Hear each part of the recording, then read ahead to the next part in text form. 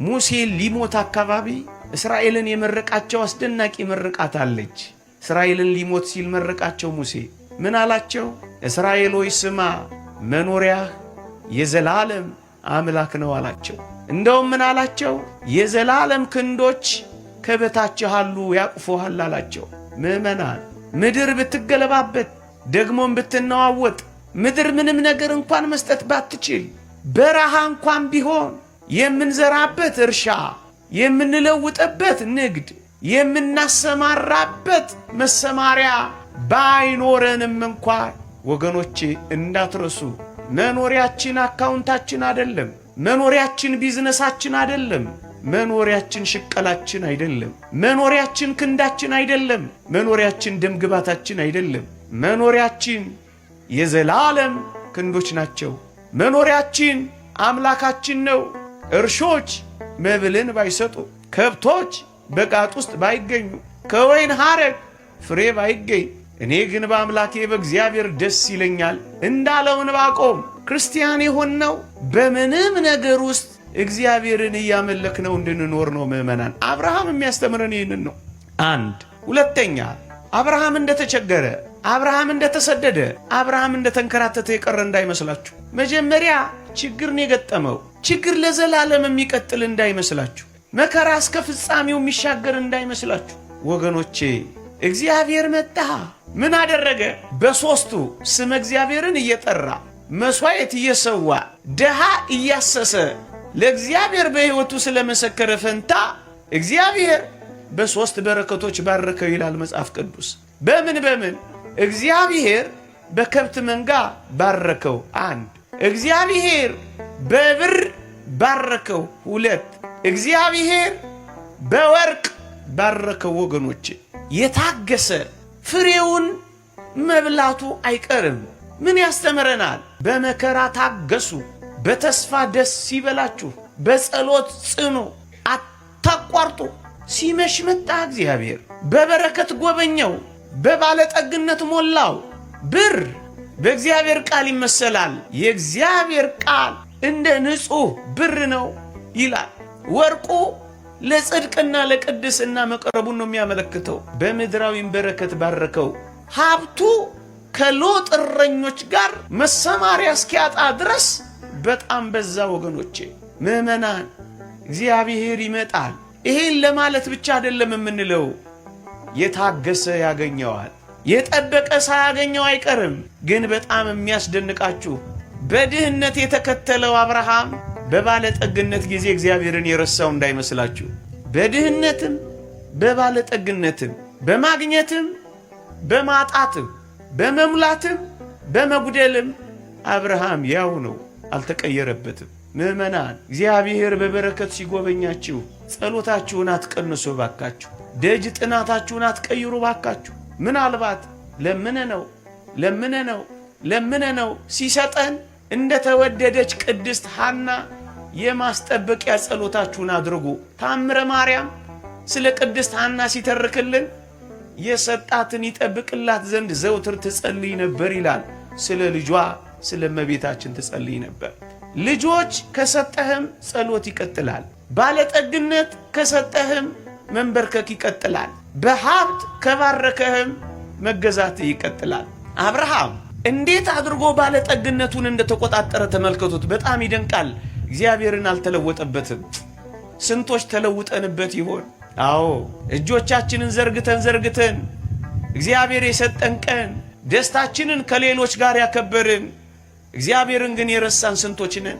ለመመረቅ ናፍቀን እግዚአብሔር ውጤትን ሲያሳካልን በጭፈራና በዳንሶች በፓርቲዎች ያከበርን ስንቶች ነን? ስለት ተስለን ስለት እንደደረሰልን ስለታችንን የረሳን ስንቶች ነን? የእግዚአብሔር ቃል እንዲህ ይላል ምዕመናን፣ በጠገብክ ጊዜ ያልከተምካቸውን ከተሞች፣ ያልማሳቸውን ጉድጓዶች፣ ያልተከልካቸውን ወይኖች ባገኘህ ጊዜ፣ በበላህና በጠገብክ ጊዜ አምላክን እግዚአብሔርን እንዳትረሳ ተጠንቀቅ ይላል። ምዕመናን ከተራበ ይልቅ የጠገበ ለመሰናከል ቀርቧል። ከጎደለው ይልቅ የሞላለት ለፈተና ቀርቧል። ስትጠግቡ ፍሩ፣ ሲሳካላችሁ ፍሩ፣ ሲሞላላችሁ ተጠራጠሩ፣ የበለጠ ወደ እግዚአብሔር ቅረቡ። አብርሃም እንደዚህ ነው ያደረገው። ሲባረክ ምን እንዳደረገ ታውቃላችሁ? አስቀድሞ ስለት ወደ ተሳለበት፣ አስቀድሞ ቃል ኪዳን ወደ ገባለት ወደ እግዚአብሔር እየቸኮለ ሄደ ይላል። ልጅ ስታገኙ ወዴት በረራችሁ? ሥራ ሲሳካላችሁ ምን ነው ጀርባ ሰጣችሁት? ቤታችሁ በትዳር ሲሞቅ ምን ነው የእግዚአብሔርን አገልግሎት አቀዘቀዛችሁ? ስንቶች አፋችን ኮቸችላ እስኪመስል በጸሎት እንዳልተጋን ሲሞላልን ምን ነው ጣፋጭ ስሙን መጥራት ረሳን? የጥንት ፍቅራችንን፣ የልጅነት ደፋ ቀና ማለታችንን፣ የልጅነት የተኮላተፈ ጸሎታችንን ምን ነው ረሳን? ነካ ብቻ አድርገን የምንወጣ ሆንን። አብርሃም ግን እንደዚህ አልነበረም፣ አልተለወጠበትም።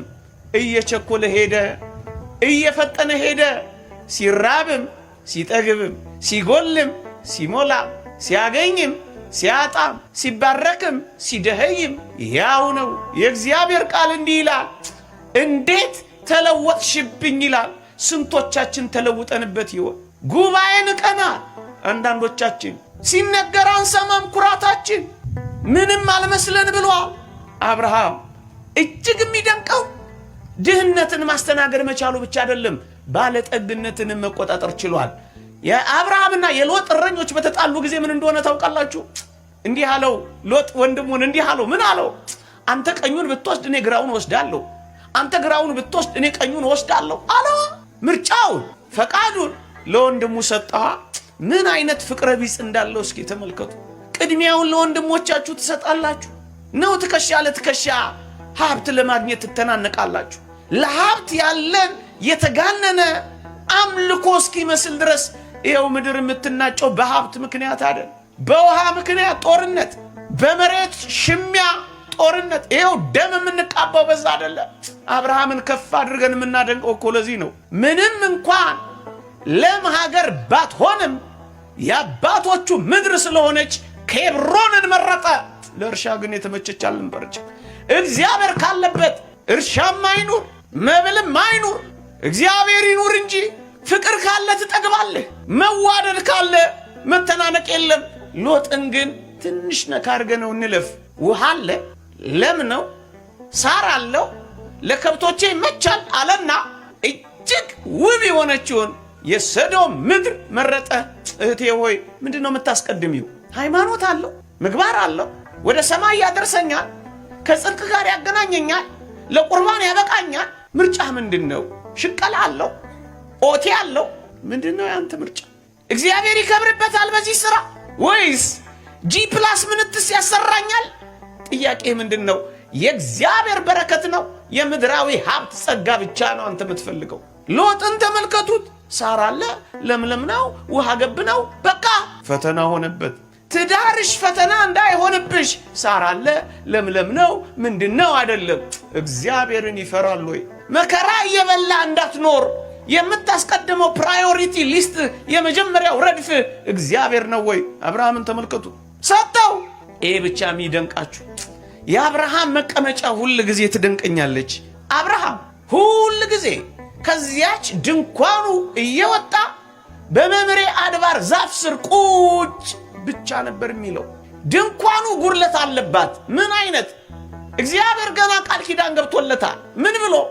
እንደ ሰማይ ከዋክብት እንደ ምድር አሸዋ ዘርህን አበዛዋለሁ ቢለውም ልጅ ሳያገኝ ዘር ሳያፈራ ምድር ላይ ሰው ሳይተካ 99 ዓመት ሆነው ጃጀ፣ ሸመገለ፣ ትኩስነቱ አለፈ። ሚስቱ ሳራ ልምላሜዋ ጠወለገ። በቃ ድንኳኗ ልጅ የላትም። ቃል ኪዳኗ ዘግይቷል። በጣም ይደንቃቸዋል። ድንኳኑ ግን አልያዘውም። ችግሩ ግን አላሰረውም።